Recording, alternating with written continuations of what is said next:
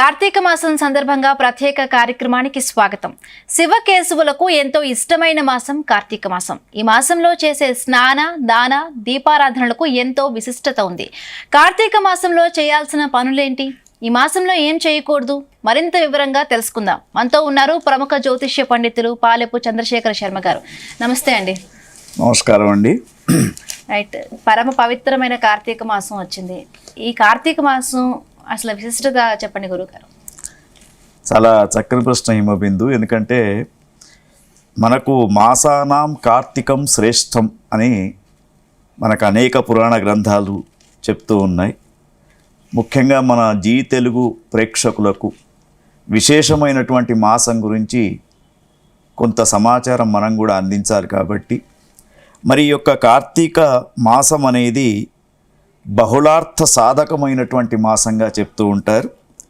అయితే ఈ మాసం ప్రారంభం కాగానే మనకు ఉపవాసాలు, అభిషేకాలు, తర్వాత శివకేశవుల యొక్క ఆరాధనలు అనేవి చేస్తూ ఉంటాం.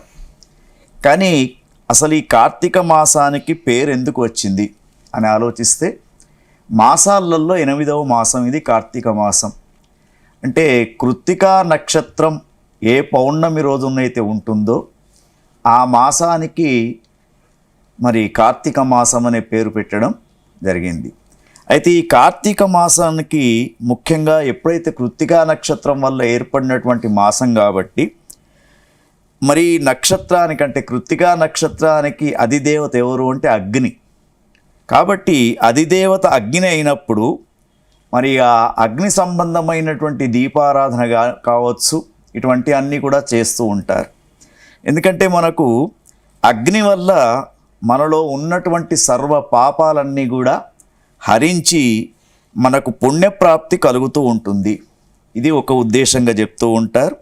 అయితే ఈ అగ్నితో పరిశుభ్రత అనేది లభిస్తూ ఉంటుంది మనకు.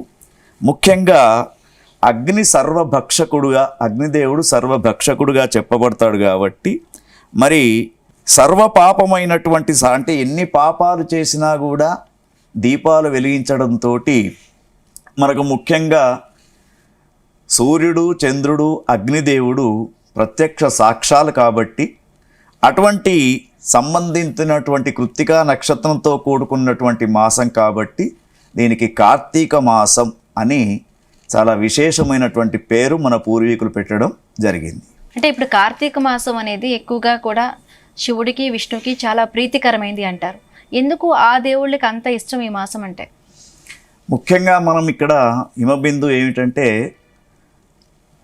ఈ ఋతువులలో మనకు ముఖ్యంగా ఆశ్వీజ మాసము, కార్తీక మాసము, ఈ 2 ఋతువులు కూడా చాలా ప్రమాదకరమైనటువంటి మాసాలుగా చెప్తారు. ఎందుకంటే యమధర్మరాజు యొక్క యమదంశికలు 2 కూడా బయటకు వస్తాయి. కాబట్టి అకాలమైనటువంటి మరణాలు ఈ 2 మాసాలలో ఎక్కువగా సంభవిస్తూ ఉంటాయి. అంటే వాతావరణ దృష్ట్యా కావచ్చు, ముఖ్యంగా మనకు ఆశ్వీజ మాసం ఉందనుకోండి, అందుకే అక్కడ అమ్మవారి ఆరాధన చేసిన తర్వాత కార్తీక మాసం ప్రవేశించడానికంటే ముందు అమావాస్య రోజున దీపావళి పండుగను చేసుకున్నాం.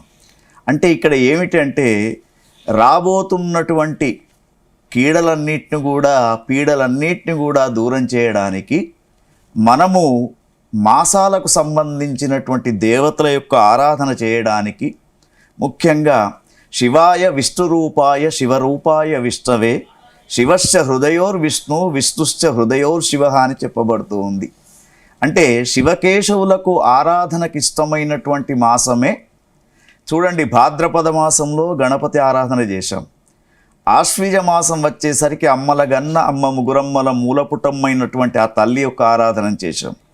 మరి కార్తీక మాసం వచ్చేసరికి మనం ఇద్దరు కూడా చెప్పుకున్నాం, ఒకానొకప్పుడు గణపతి, పార్వతి, శివుడు ముగ్గురు కూడా భోజనం చేసి ముచ్చట్లు పెట్టుకుంటున్నారు. అయితే శివుడు అడుగుతున్నాడు, అరే గణపతి, నువ్వు 9 రోజులు నవరాత్రి ఉత్సవాలు చేయించుకొని వచ్చావు కదా, మీ అమ్మ కూడా 10 రోజులు ఉత్సవాలు చేయించుకొని వచ్చింది, మరి నా సంగతి ఏమిట్రా అని అన్నాడు. అంటే గణపతి అప్పుడు జవాబు చెప్పాడు, నాన్న మీరేం భయపడకండి, మీకు 1 నెల రోజులు మరి మీకు మీ పేరు మీద పూజలు అభిషేకాలు చేయడానికి కార్తీక మాసం వస్తూ ఉందంటే వెంటనే శివుడు ఏమడిగాడంటే, అరే నా గురించి పక్కకు పెట్టు, మీ మేనమామైనటువంటి విష్ణుమూర్తికి కూడా ఏదిరా మాసం అన్నాడు. అంటే నాన్న మీరేం భయపడకండి, శివకేశవులకు ఇష్టమైనటువంటి ఆరాధన చేసే మాసమే కార్తీక మాసం కాబట్టి మరి అటువంటి కార్తీక మాసంలో శివకేశవుల యొక్క ఆరాధన చాలా విశేషమని చెప్తూ ఉంటారు. రైట్. అంటే గురుగారు ఇప్పుడు కార్తీక మాసంలో చేయాల్సిన పనులేంటి?